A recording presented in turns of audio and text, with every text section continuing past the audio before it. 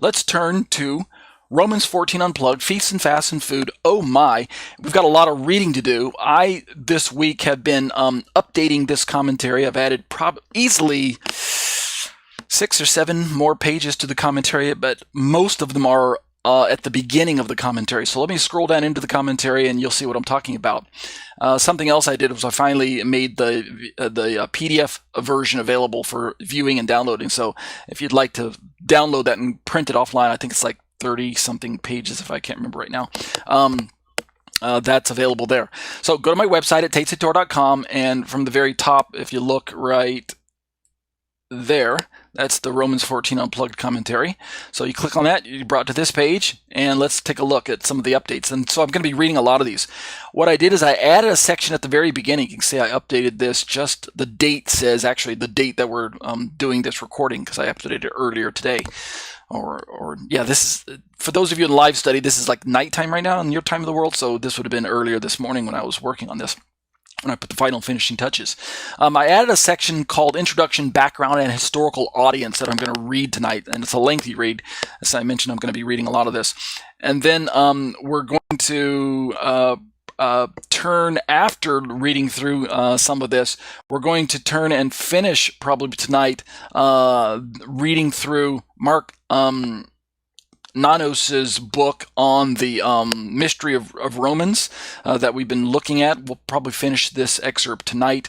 And then if we've got time, one of my current Skype students sent me an email this week on a topic that oddly enough, I was actually already researching and preparing to be used for this study, and it's on the kingdom of God / heaven. And so I've got a resource that I want to look at tonight by Tim Hague, one of my favorite teachers, on this particular topic about the kingdom of God or the kingdom of heaven, that we'll look at if we've got time. If we don't hit it that tonight, or if we don't finish it tonight, then we'll start it at least tonight and we'll finish it next week. Also, I've got a resource from Dr. David Stern, his Jewish New Testament commentary, that I'll read that dovetails what we're looking at in the Romans 14 study about the background and the intended audience and some important information that'll help us appreciate what Paul was dealing with in the first century. So let's jump right into this particular reading. Like I said, I'm just going to read a lot through this. Most of it's self-explanatory, a lot of quotes from some people you've already heard from, of course, historian Mark Nanos, Tim Hague is in there, Craig Keener, some other resources and things like that. So let's just jump right into it. This is actually going to, let me just pause real quick and set this up for you. Bear with me, give me 60 seconds. Since I've been dialoguing with and interacting with a lot of students over this particular issue on Romans 14 and understanding the background and appreciating the historical audience that Paul was writing to, and since most of you are already aware of the kind of the worldview that I subscribe to, kind of the ideological aspect of Paul was not abandoning Torah and teaching a law-free gospel, much like the historic Christian church has supposed that he did, then what I like to do is I'm instantly alerted to research or historical data that puts Paul back into a Jewish world setting of the first century that allows him to write to groups that were still, from Paul's perspective, a sect of one of the very Judaisms of his day. In other words, Christianity was not the Christianity as we know it today. Didn't exist in Paul's day. There was no religion known as Christianity like we know it today.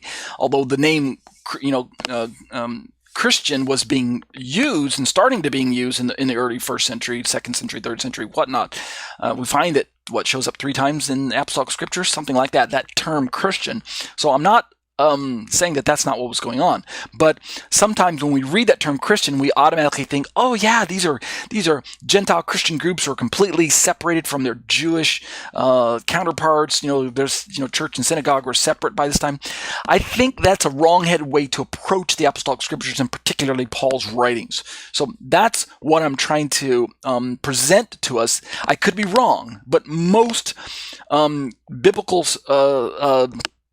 biblical researchers and authors and historians and writers are coming to grips with the idea that Paul's Christianities weren't as separated from Paul's Judaism as we might like to have thought in the past. And so that's the ideology or the worldview or the perspective that I'm working from. I know it has some problems when we work with that view, and it's not like I say, it's not an airtight perspective, but I think it provides a better background for us to appreciate, especially the way Paul writes, the issues he's addressing, and it gives us an appreciation for how we can better equip ourselves to reach out to the Jewish community of today, who still is the beloved of God, as we'll find out tonight. So let's look at this. Like I said, I think this is self-explanatory. So pardon me for getting so... Some of it will be a little bit technical, particularly historically, but if you're a historian buff, then this will be right up your alley. All right, so let me just read this for you. I think this is big enough font for me to read and for you to read. So let's just start right here. Introduction, background, and historical audience.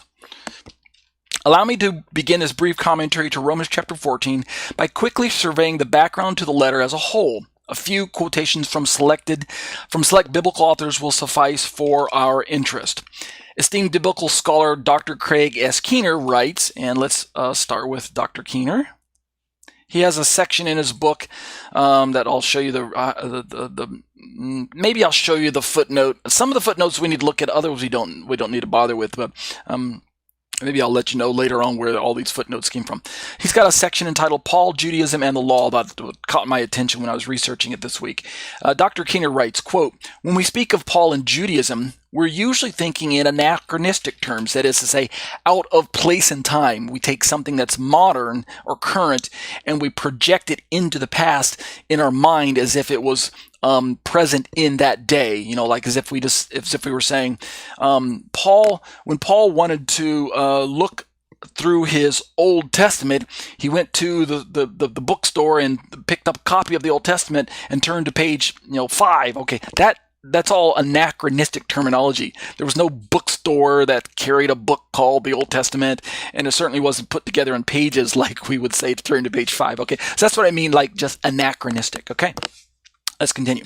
Paul, like most of the earliest Christian movement, even in the diaspora, right, Jews who were outside of Israel, was Jewish. That's nothing new to most Christian authors. Modern Western readers distinguish Judaism and Christianity as distinct religions, but the Christian movement, as it came to be called, viewed itself as carrying on the biblical faith of patriarchs and prophets in view of end-time fulfillment in Christ, demonstrated by the eschatological gift of the Spirit. And we've talked about this in the past. This is not extremely earth-shattering news that Paul was operating within a Jewish worldview, and Judaism and Christianity are more closely related earlier on than we sometimes give credit for. So that's just something I wanted to highlight again. Dr. Keener continues, as scholars today emphasize, first century Judaism was itself highly diverse. Some even speak of Judaisms, like I do as well, though emphasizing the wide variation in Jewish practice should make the point sufficiently. Its rabbinic form, which evolved into traditional Orthodox Judaism as we know it today, evolved from Pharisaism, but that evolution postdates Paul's ministry. Many of us also know it as well. Pharisaic Judaism turned into Rabbinic Judaism, but from Paul's perspective, there was no such thing as Rabbinic Judaism. Again, that would be anachronistic if we were to read later Rabbinic Judaism back into Paul's day. So just good practice. Historical hermeneutics, when we're reading through our Bible, go a long way towards helping us not just to properly interpret what we're reading, but to appreciate how we can make the leap from 1st century to 21st century when we're seeking to make some form of application. All right, let's continue. Paul's faith is, in a sense, an earlier development of Pharisaism, albeit a minority one, than Rabbinic Judaism is, as some Jewish scholars have recently pointed out. Jews as a people affirmed circumcision, the temple, the Torah, and other traits, many of these like distinctive food customs, highlighted over the previous 2 centuries as costly marks of distinctive Jewish identity. Yet some more often in the Holy Land.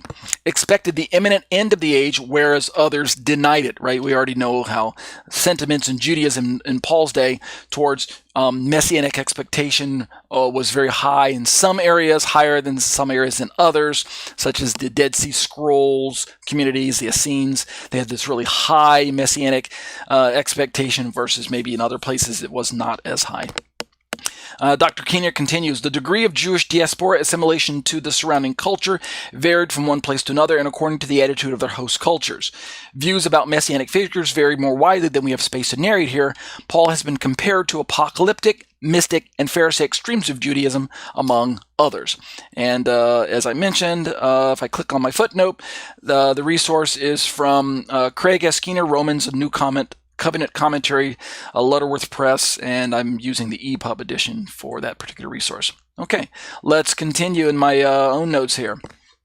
In similar fashion, Messianic author Tim Hegg adds these historically important insights. And you guys know I'm a big fan of Tim Hegg. He doesn't have everything right, but he's got a lot right. And you know, when you go to use this analogy, when you find a well that's got a lot of good water and it's easily accessible, then you're going to go to that well quite often. Or use a restaurant analogy, if you find a place to eat that has a lot of good food and the price is great and the location is prime, you're going to keep going to that restaurant often. Well, Tim Hegg's like that well or like that restaurant, right? I turn to him over and over again because he's got such a wealth of knowledge. And from someone who's speaking as a Messianic Jew, such as myself, he and I resonate. So that's why I use his notes quite often. He adds these notes for us. Recipients, speaking about who Paul was writing to in the book of Romans. To all who are beloved of God in Rome, as we read in Romans 1:7. But who were these addressed as beloved, right? Remember, Paul uses this phrase, beloved. Did Paul write to a group of believers who viewed themselves as a synagogue within the larger community of first century Judaisms? Or did he write to a congregation who considered themselves a breakaway from the synagogue? Understand the challenge we have right up front? Again, it's no secret that your average garden variety Gentile Christian resource, whether it be from the pulpit or from the Bible bookstore or from the seminary, is going to typically reflect Paul's making a break from the synagogue and Jewish communities of his day in order to form new communities known as Christianity with their own separate and distinct lifestyles and laws and halakha and group policies and the way they view the law of Moses and things like that. So let's let him, Tim Hegg, continue to describe this for us. I think you guys already know that I don't subscribe to that particular perspective on Paul. We may first question how we should understand the word church, right, which is the Greek word ecclesia. In the epistle of Romans, and you want to make sure you look at where Paul uses this word quite somewhat sparingly compared to all the other the books of the writings as a whole. This phrase ecclesia shows up in 16:1 and 4 and 16 and 23. But he does use the word. It's just he uses it at the very end of his letter. The word ecclesia did not take on a technical meaning until much later. In the pre-destruction era, ecclesia simply was a convenient word to describe any group that formed around common identity and purpose, right? Whether they were Jewish or Gentile really didn't matter. The Greek term applied either way. Thus, in Acts 19:32, the angry mob that gathers at the theater to lynch Paul is called an ecclesia by Luke, right? You might think an angry lynch mob, right? Why would they be called an ecclesia? Because it's kind of an all-purpose word. It didn't take on the specificity of referring to the church, which is how we translate it in many English versions, till later on in our minds. So that's kind of a bit of an anachronism that's thrown back into your Bible translation. If the Greek says ecclesia, but your translation says church, then that's a little bit of an anachronism going on right there. This particular rendering by Luke, showing that the word carried no special meaning at this early stage, is what we're highlighting right now. When the followers of Yeshua, known as the people of the way, right, recall that this is a sect of Judaism, the way, when they're called an ecclesia, this doesn't mean that they're the church. This simply marks them as a group identified by common beliefs and religious practices. Later on, we understand that this is the church. And again, that word church is sometimes loaded with a lot of modern baggage that separates it from any Jewish familiarity that should have been present in Paul's day, but unfortunately, again, we divorce it from its meaning in today's practices, something we need to move away from. Not entirely, again. It's okay to think of I'm getting ahead of myself. Let me just read Hegg. Likewise, the word synagogue, which is the Greek word synagoge, was another Greek term defining an assembly of gathering or people. So notice we got two words. We get ecclesia and we got synagoge. In the first century, a synagogue was used to define a group of people more than a building. The place where a synagogue met was called a prasuke, and we've talked about this before. The prasuke, the house of prayer, is somewhat synonymous with synagogue, but later on it also became somewhat synonymous with ecclesia. And again, these technical terms are going to go a long way towards giving us an appreciation for the language that Paul used when he's writing and how it would have impacted them first. How they would have interacted with the terminology versus today we read, in the Greek, we read synagogue, we read house of prayer, we read ecclesia, and we start thinking church, synagogue, separate locations. In Paul's day, maybe not so much so. Hegg continues, there's every reason to think then that Paul was writing to a synagogue community in Rome that saw themselves as within the larger community of Judaism. Let me read that again. There's every reason to think then that Paul was writing to a synagogue community in Rome that saw themselves as within the larger community of Judaism. The way was considered both by those inside, right, the believers, and those without, right, the unbelievers, as a sect of Judaism. This has now become somewhat standard historical and religious practice to think of Paul this way, so shouldn't be so radical when I write something like this. And we shouldn't push back against it so much as Gentile Christians, as if there's some threat to our own Christian identity as Gentiles that Paul's writing to a group of people that he considered as a sect of Judaism. Don't think that way. This is not a zero-sum game that we're referring to. There's no reason to think that the congregations in Rome to which Paul wrote was anything but a synagogue community. So again, that's a very radical way for some people to think, nah, he's writing to church groups. Remember what I keep talking about, how that brothers and brethren, the Greek word adelphos, does refer to believers. But in the broader context of the way Paul's writing, he's talking to small church groups that are scattered in and amongst other smaller synagogue groups or larger synagogue groups that were already connected to a vibrant Jewish community that was all working together. Although they had their differences, obviously Jesus is going to divide them in many ways, but it's not going to stop them from continuing to have close contact with one another as they discuss these important issues. Let's continue. That research from Tim Hegg, by the way, is taken from his, I think it's either his Roman study or his book of, this is taken from his Epistle to the Romans, Volume 1 study that I have here. All right, let's keep reading here. Indeed, like Tim Hegg just referenced, that the Christian church in Rome was likely very closely connected to existing Jewish synagogue communities, as opposed to operating completely independent of them, like modern Christianity teaches, is also expressed in the works of Mark Nanos, a modern, Reform, non-Christian Jewish historian who specializes in New Testament studies, particularly those that involve the Apostle Paul. And again, as I mentioned earlier, when you find a resource that so closely matches the ideology or worldview that you're trying to express, then you kind of latch onto that resource and you continue to use them over and over again. Mark Nanos is one such resource. He's a Jewish writer. He's not Christian, but and he even disagrees with Paul's final message about Jesus being the Messiah, and he'll openly admit that. But as an historian, he's trying to be faithful to accurately represent what Paul is teaching, so thus he writes about Paul. He's trying to understand Paul from Paul's perspective and give Paul the benefit of the doubt of speaking about the things that Paul is writing about, such as Yeshua and things like that. But from an historical perspective, sometimes, and history has proven this to be true, what I'm about to say, sometimes it takes someone from the other side of the tracks, the other people that we're talking about, to come forward and express how what we're talking about impacts them. So we got this kind of this social phenomenon when we're talking about social identity and things like that. Remember, I'm a psychology major, so indulge me for a moment. When we're talking about social identity theory and people groups and things like that, we have this phenomenon known as us versus them. And it's easy to describe us in favorable terms and them in less than favorable terms. And so them becomes kind of a foil, a straw man that we can pick on, even a kind of a faceless, nameless other entity that we bounce off of and gain our identity as over and against that other identity.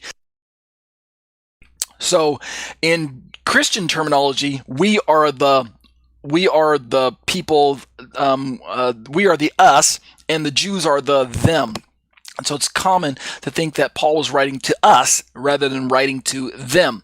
But what Mark Nanos is bringing, Nanos, you know what? I was listening to watching a few of his videos this week, and sometimes he says Nanos and sometimes he says Nanos. I'm thinking, dude, do you even know how to say your own name?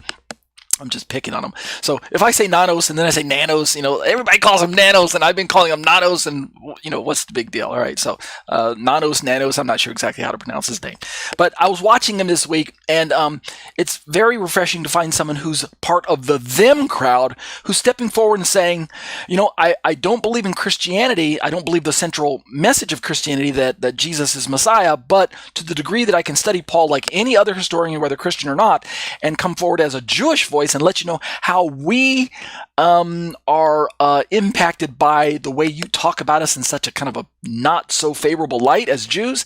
Let me tell you how that rubs us as Jews, and how historically that's probably not the best way to portray Paul, who didn't seem to have any problem with Judaism. So that's why Mark Nanos is such a breath of fresh air. He's providing us with, sometimes, like I said, we need to hear what the other people think about what we are saying about them. Same thing happened with, historically, when we have minorities or, women's movement comes along and says, hey, this is how we feel about what you men are saying about us. This is our voice. Listen to what we have to say. It's time for us men to kind of sit back and go, okay, we're listening. Tell us how you feel. So that we, the church, we, the Gentile Christian church, kind of need to stop and say, okay, to the Judaisms of today, because the historic Jews don't have a voice anymore. But Jews of today can speak up and say, hey, listen, this is how we feel about the way you're talking about us when it comes to the us versus them discussions. And are we really that bad? All right, so let's take a listen. Here's what Dr. Nanos has to say. Again, I'm just going to keep throwing his name around different ways. Nanos. And we can just have some fun with it, okay? Until Dr. Nanos writes to me and says, hey, here's the way you say my name, right? Like Dr. Tuggy wrote into me. All right, so Romans 16 appears to indicate that there were already a number of small groups of Christ followers, although only one household gathering, ecclesia, is specifically noted. Again, we referenced Romans chapter 16. The total number of people addressed might have been as few as 50 based on Paul's greetings to less than 30 specific individuals. Even if there were several hundred, whether spread throughout the city in small gatherings with some level of independence, as many suggest or not, they would easily fit within the larger yet still overall minority Jewish communities of Rome as subgroups. Again, this is going to feel like an ebook, so just listen up. Kind of like an audio book, because I need to do a lot of reading. They may have still been largely unnoticed and probably not well understood, speaking about the Christians in Paul's day. However different they may have begun to be on some topics and some behavior.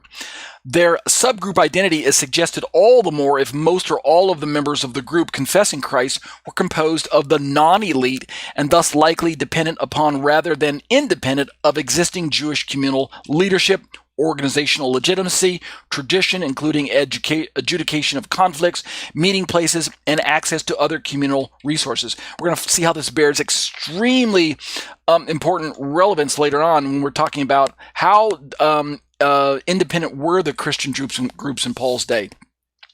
In other words, Nanos continues, when we think about the churches, quote unquote, of Rome, we can think in terms similar to those of the synagogues, quote unquote, of Rome as, quote, house churches, end quote, in keeping with house synagogues, end quote. And that's very important for us to contend with. Historically speaking, when Paul was writing in the mid-50s of his day, even Rome, and we'll read about this later on, even Rome didn't really consider these subgroups as separated from the Judaisms in terms of not just organization and structure and affiliations, but also in terms of having access to shared resources such as scriptures, right? This is going to become very important as we look at this later on.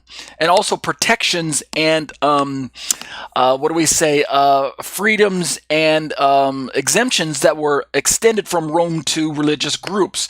Who got those exemptions, right? Who had to pay the what we call the Fiscus Judaicus and things like that? How was the Pax Romana, the Roman peace, and the Jewish temple taxes and things like that? How are these things levied against which groups? Who had exemptions as a collegia, what we say, as groups that were recognized by Romans and given exemptions to be able to meet together, versus who was required by the state to submit to emperor worship and forced Roman the paganism. Let's let Nanos continue. That remains the case whether or not there were other more formal buildings in addition to such groups or subgroups meeting in spaces adapted as needed, and whether they were referred to as synagogue or prosuke, since all of these terms were interchangeable until much later than Paul's letter. And as I mentioned again, this is important for us historically because it's going to help us to appreciate that Paul's using terminology that when the readers read his letter, right? Phoebe probably would have been the one who was the attendant, whose historian's figure probably read the letter to the rest of the group. When Phoebe read that letter, if she did, then she's using terminology and nomenclature that was familiar to them and evoked ideologies or worldviews or concepts that they would have been familiar with. Synagogue, church group, the Greek terminology, synagoge, prosuke, and ecclesia and things like that. But this still does not tell us much about the relationships between the Christ-following subgroups and the large Jewish communities of Rome. And that reference from Mark Nanos was taken from a study, an essay that he's got published on his website entitled To the Churches of the Synagogues of Rome. And it's available from his website at marknanos.com. And we'll continue to use this resource as we keep going. Let's keep reading. It's my own words. Regarding the well-known fact that the Jews in Rome were handed an edict of expulsion by Claudius Caesar, likely in AD 49, a fact recorded for us by the ancient Roman historians Suetonius, or some people say Suetonius, Cassius Dio, Paulus, Orosius, and the apostolic scripture writer Luke, right, reference Acts 18:1 and 2, which we're going to read here a little later. I felt it was necessary to include some admittedly lengthy resources concerning the impact this event likely had on the Jews in Rome and the effect it may have had on Paul's audience. These are my own research comments, so let's listen up. This is going to bear relevance to perhaps the makeup of Paul's group, right? So we're going to talk the history for a bit about the expulsion of Jews from Rome during that time. To be sure, according to my own personal research and experience with fellow Christians, depending on how one interprets the following background and historical information in this section, your interpretation and subsequent modern implementation of Paul's instructions in this chapter of Romans 14 and 15 to follow will either take on what Bible students like to term a pro-Torah aspect, or they will reflect its practical opposite, what some term a law-free gospel aspect. So you understand what I'm setting up here. The way you interact with history at this point, when we're talking about the expulsion of the Jews from Rome, you're either going to come to a perspective of Romans that Paul's writing to a predominantly Gentile group who had broken free of any Jewish influences and was essentially operating independently of Jewish influences, right, because there were no Jews in Rome. Or the way you interact with historical accounts of the expulsion are going to lead you to the conclusion that, yes, there was an expulsion, but it may not have been as big as we originally thought. Thus, there was still a sizable amount of Jewish people, right, Roman citizens in Paul's day that would have given Paul the necessary impetus, or again, I keep using this phrase, ideology or worldview, ideological perspective from Paul to know that his intended audience was still connected and dependent in many ways upon Jewish support, Jewish community interaction, and Jewish resources. And this would have impacted the way that they viewed their Jewish counterparts. So let's read some of this account. Acts 18:1 through 4 reads, and this is ESV, after this, Paul After this, Paul left Athens and went to Corinth. I think I have a typo there. It says Paul. I think it should say Paul. And he found a Jew named Aquila, native of Pontus, recently come from Italy with his wife Priscilla, because Claudius had commanded all the Jews to leave Rome. Notice Claudius commanded all the Jews to leave Rome. And he went to see them, right, speaking of Paul. And because he was of the same trade, he stayed with them and worked, for they were tent makers by trade. And he reasoned in the synagogue every Sabbath and tried to persuade Jews and Greeks. All right, so this is an account of Paul that we read about in the book of Acts, about Paul going to Corinth, and Priscilla and Aquila are there. But if you know already from reading the book of Romans, Priscilla and Aquila are in Romans, in the end of Romans chapter 16. So presumably they were first in Rome, and then the Jews were expelled, and Priscilla and Aquila, being Messianic Jews, or Christ-believing Jews, would have been expelled along with them. We're going to read about that in a bit. And then in a short while later, after the edict expired, then the Jews were allowed to return back to Rome, and Priscilla and Aquila presumably would have gone back into Rome as well. But in the interim time, when they were kicked out of Rome, apparently Priscilla and Aquila went to Corinth, and that's where Paul met them. And when he's writing the book of Romans, but eventually he's going to make his way to Rome, and we'll see how this is important for us. Historians are divided as to the importance of this tragic social event, right? I'm referring to the expulsion of the Jews, particularly as how it bears relevance for understanding the audience to whom Paul wrote the letter to the Romans. After all, since the expulsion was approximately 5 or so years prior to him writing the letter, recall that Emperor Claudius was murdered in AD 54, thus bringing his decree to an end and allowing the Jews to return to Rome in great numbers. And since Paul went on to actually visit Rome a short 5 years later, approximately AD 60, it is of no small fact that once he got to Rome, he met with non-Christian Jewish synagogue leaders to discuss his trial. So this again is history that's important to us. So let's turn to some of these details and see how it bears relevance. We've got a quote now here from the book of Acts once again. Acts 28:17. After 3 days, he gathered together the local leaders of the Jews. And when they had gathered, he said to them, this is Paul talking, brothers, though I had done nothing against our people or the customs of our fathers, yet I was delivered as a prisoner from Jerusalem into the hands of the Romans. So this is interesting. Paul is already in Rome now. And he immediately meets with some brother Christians. They even traveled a bit of a distance to meet with them, and they were comforted and prayed for one another, things like that. But then in a short 3 days, he goes and seeks the local leaders of the Jews. And even though he calls them brothers, give me a second, didn't mean to do that. Even though he calls them brothers, right here in verse 28, verse 17 of Acts, this is not the Christian brother that we are familiar with. This, as we would, if we were to read the whole context of the chapter 28 in Acts, these are unbelieving brothers. These are just fellow ethnic brothers, fellow Israelites, fellow Jews, because he tries to reason with them concerning convincing them about who Messiah is. So let's read about this, a little bit about how this is important for us. Regarding the important background to the book of Romans, some questions that often come to my mind are, and listen up, these are my own questions. If, according to popular Christian teaching today, the Gentile church at Rome represented a sizable and autonomous religious organization, separate and distinct from the Jewish synagogue this early on, made all the more obvious, I say, by the Jewish expulsion just mentioned, then why does Paul, per Acts 28 just referenced, after briefly visiting some of the brother Christians on arrival to Rome, proceed to go to the mainstream Jewish community for ostensible legal counsel, right?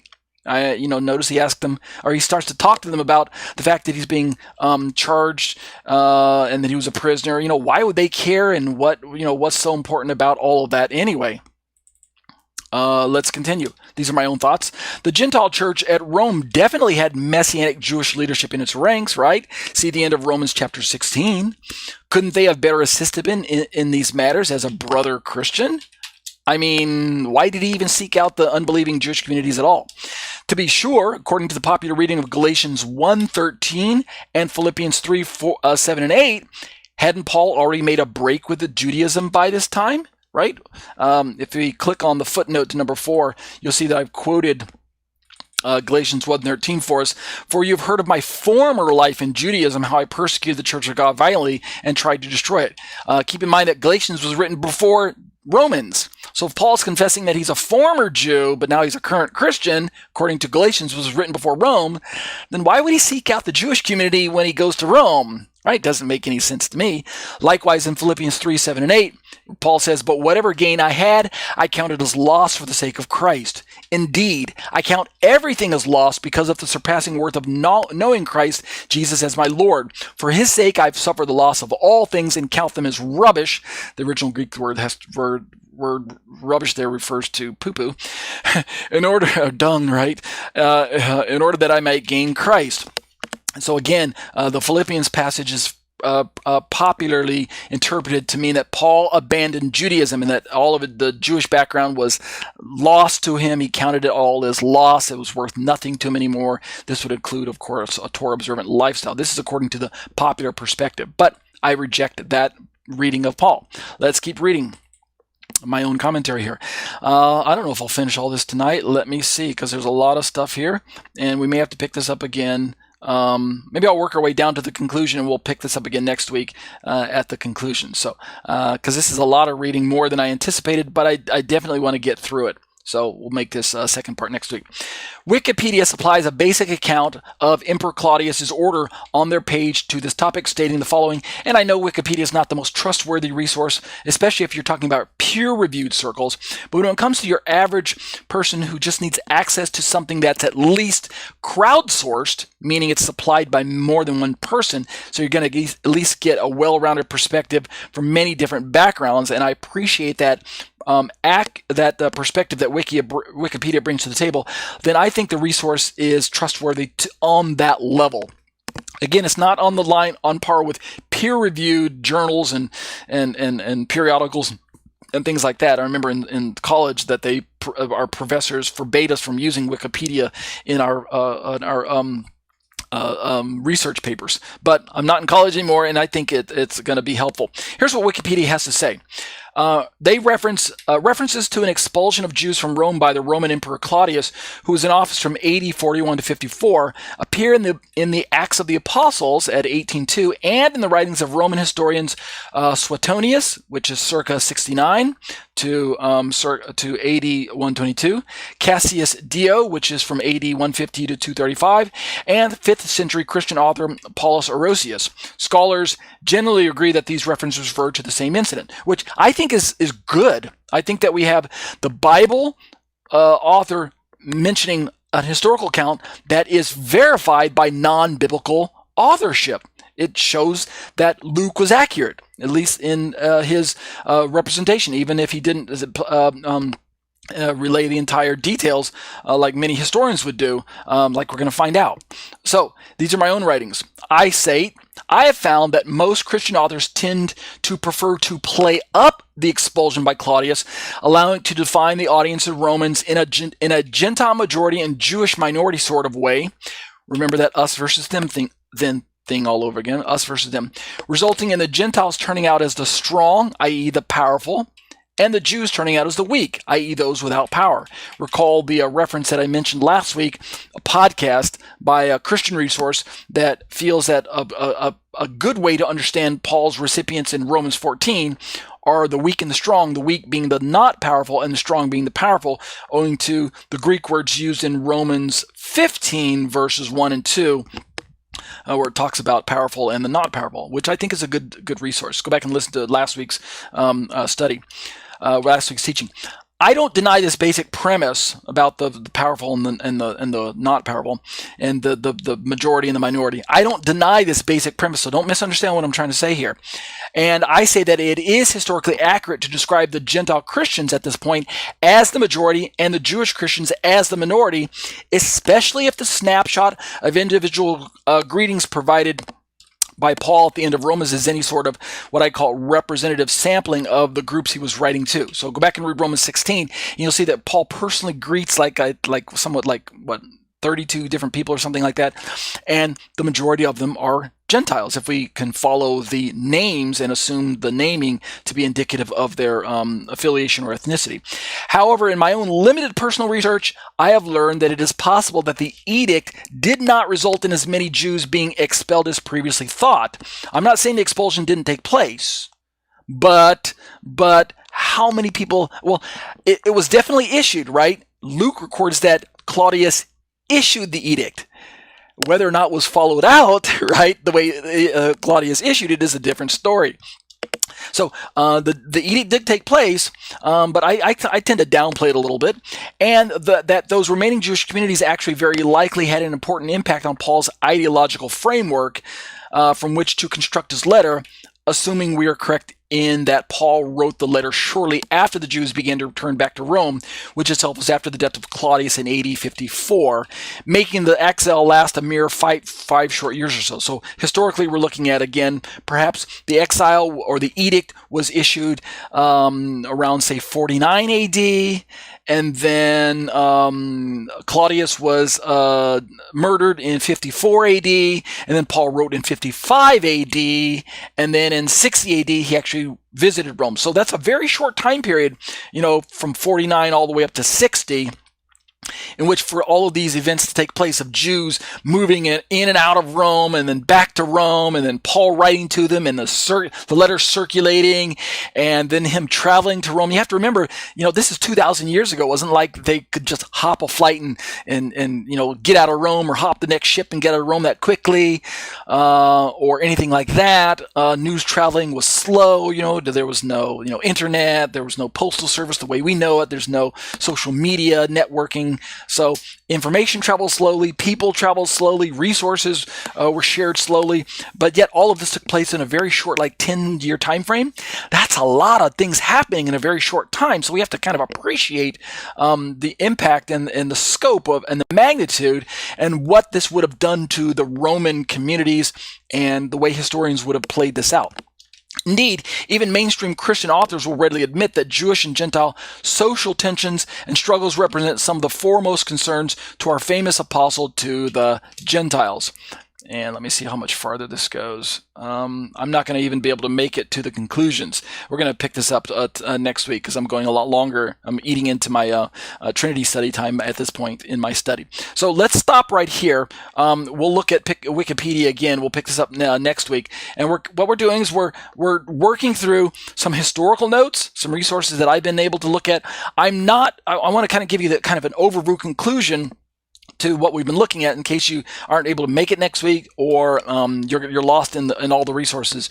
I'm not saying that the Gentile Christian communities in Paul's days didn't have their own worldview to contend with and their own important issues to wrestle with independent of the Jewish synagogues. I'm not saying that there wasn't some measure of independence on their part. Surely they were operating with this idea that Jesus is the Messiah of Israel and of the world, and therefore that set them over and against your average nationalistic or